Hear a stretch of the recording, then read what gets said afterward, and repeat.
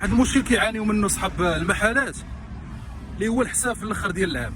ديما كيتسنى هو حتى الاخر ديال العام باش كيعرف راسو واش خدام ولا ما خدام، واش رابح ولا ما رابحش. وانت علاش اصاحبي ما ديرش واحد الخدمه اللي هي نقيه؟ غدير لاكيس وتلانكيها مع جوجل شيت، ما عرفتيش غتدخل تقلب في اليوتيوب غيعطيوك كلشي بالتفاصيل. هكذا غادي تسهل عليك بزاف ديال الحوايج. يعني عوض ما تبقى تستنى عام ديال الخدمه وديال التماره باش تعرف راسك واش خدام ولا ما خدامش، جوجل شيت غادي يعطيك كل نهار شحال عندك.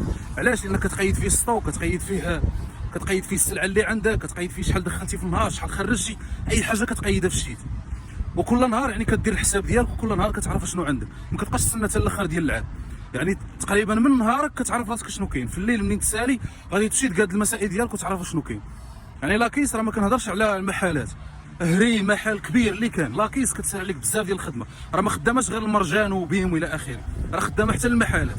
راه بزاف ديال الناس ما عارفينش هاد القضيه هادي. السلام عليكم.